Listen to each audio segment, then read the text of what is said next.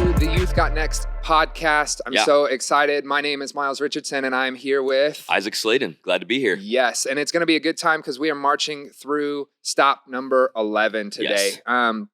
And when we left off last week, I asked you guys hopefully to go and read what kind of happens in between these two stops, because we flash forward quite a bit and a lot has happened. When we left off on stop 10, they were slaves. The Israelites were slaves in Egypt. Yeah.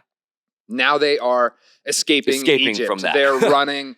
A lot of stuff has happened. There's plagues that God brings on the Egyptian people. Because Pharaoh doesn't want to let them go. Now Pharaoh's like, okay, the plagues were enough. Get out of here. Get out of here. And these guys are wandering through the wilderness, but headed towards where this scene is about to go down at the Red Sea. Yeah, we're walking through today probably one of the more popular stories in the Bible, especially in the Old Testament, of them escaping through the Red Sea. And then we were kind of talking before we started this, just like how crazy this actually is. Like to think about just any of the other details. Like I love what the Wayfinding Bible says in one of the observation points, talking about like them crossing. It talks about like some of the winds that would like go on in that region of the world, that type of thing. And I love the sentence at the end. It says, no natural explanation can fully account for the amazing events that took place that day. So that's just like another thing to point to how crazy God worked through this story, and how really it only is like you can only point to God through God what has happened through the story. Was involved. There's no question here, which is crazy. And what's crazy too is as they're kind of wandering through the wilderness, going towards the Red Sea, they're being guided. And yes, by Moses, but more importantly, they're being guided by some definite God things here, because there is a pillar of clouds during the day and a pillar of fire at night that's just leading the Israelite people to where they're supposed to go. That would scare me, and I would know for sure, like, God is here, God is present. This is God leading right now. I'm not following some dude. I'm following God who is listening. I'm following a guy who's listening to God, because obviously there's fire leading us right now. You don't see that very often, which is crazy. Yeah, that's such a cool thing to see. Like, again, it just points to God moving in and through this story. And like you said, I would probably be like, scared, but also like, all right, let's go. Like this is like you said, like I'm not following just some dude. Like God is guiding me and the people with me right now. So let's go. But we're about to see like a switch in their mindset. So what do we see next? So this switch comes in pretty quick. They're following these pillars. They're headed towards the Red Sea, and all of a sudden they see that they are being chased down. Pharaoh pushed them out. And when he pushed them out, he said, like, get out of here. Like they walk out with wealth. They walk out with, he just says, get out of here. I'm tired of you being here. Take whatever you need and leave. And he starts to realize, there goes my workforce. Those were my slaves. Now I don't have workers. There goes my wealth, because I just sent them out fast. I want my money back. I want my workers back. And so he sends his army, his strongest army, to go out and bring them back. And they're scared. They're scared. It's not looking too good. They panic. And I think this is the part of the story where it's like, in putting yourself in the story, like, why would you think this way? Like, even in a few verses, they're talking about like, well, we'd rather not be chased. Let us just go be slaves again. Like you just got set free from that. Why does your mindset switch like that? Like, that's just a crazy thing to like see the switch for me.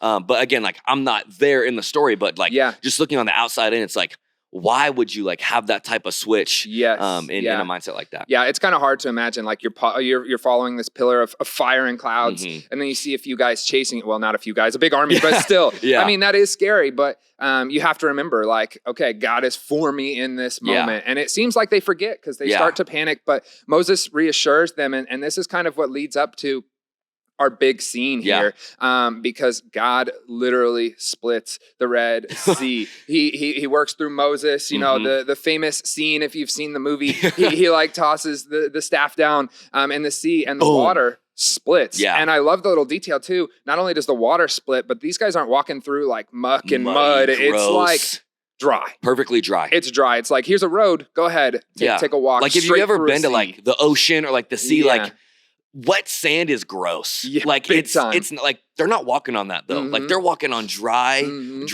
ground. And I think it's so cool that Moses, he assures the people God is fighting for them, which is so easy to forget in moments of panic, like in real world situations where you look back at a situation God set you free from, something hard happens, boom, you panic. Yep. And it's so hard to forget that God's brought you this far. He's not going to let you go back to the thing that he set you free from. He's right there with you, which is so cool to remember too. Yeah, so God makes a way for the Israelites to continue to flee from the Egyptians who are chasing them. And this is where this is my favorite part of the story, because, it's split, and the Israelites, they cross through. Which is crazy to think about too, like walking on dry ground, massive sea on this side, massive sea on this side. Like, real quick, if you know me, I am scared of whale noises.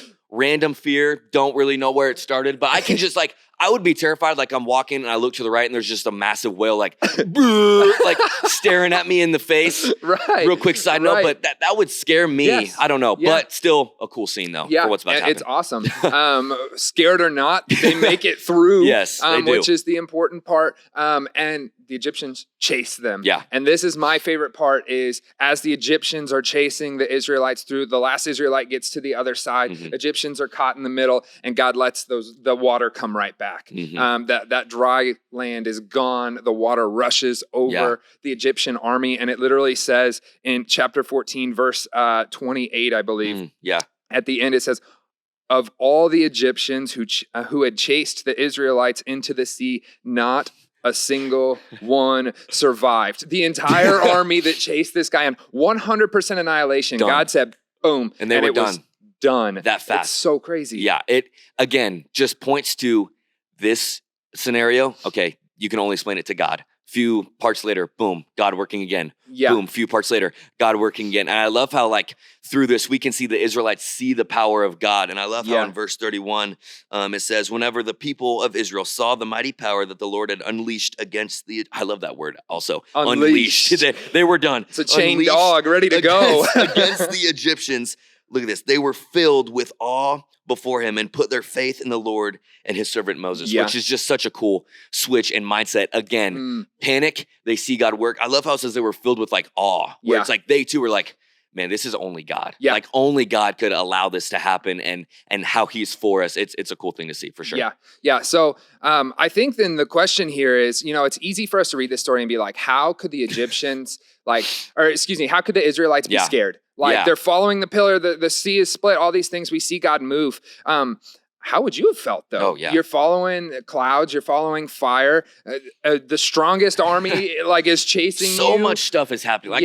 In all honesty, it makes sense that their emotions were like a roller coaster. 100%. Because it's like, all right, we got set free. A little while later, okay, now we're being chased. Now a literal sea is split in two. Now we just see an army annihilated before our eyes. Yeah. So much emotion going on. And I honestly would probably be right there with them, because you're in the mix of it. You're seeing it. Yeah. But again, I think it's just so cool to see how they were filled with awe before God. And what he has done for them. And it just makes me think of times in my life where, I look back on situations where I did mess up, or I did not have faith in this area, and God came through because he is faithful even whenever we're faithless, and he fills us up as well. And so it's cool to, apply to my life in moments where God has been faithful to me. That's good. I think there's a good reminder in here too, like you talked about, when they start getting chased, they're like, just take me back, just enslave me. And I think sometimes we can be that way as well, where it's like, okay, I thought God was going to move in this way, but actually it looks like that's not going to work out. The world's throwing something else at me. Let me just go back to where I was before. It wasn't comfortable. It wasn't where I know I'm supposed to be, but you know what? It's easiest. It's easier so than I'm ready to go.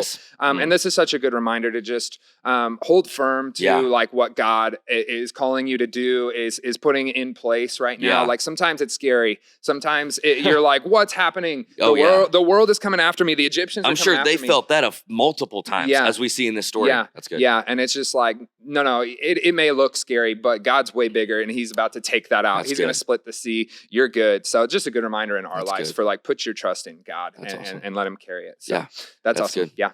All right. Well, hey, thank you guys so much for joining us today on the Youth Got Next podcast. Yes. If you enjoyed this, we would encourage you subscribe, share this with someone you know, share it on your stories. This is so cool for us to be able to dive into God's word and talk about it with each other, and also share it with you. Yes. So you could talk about it with your friend groups as well. Yes. And so once again, man, subscribe, share. Yep. We're so glad that you're here with us today. Thanks for joining us. Yeah. We'll see you next time. Yeah.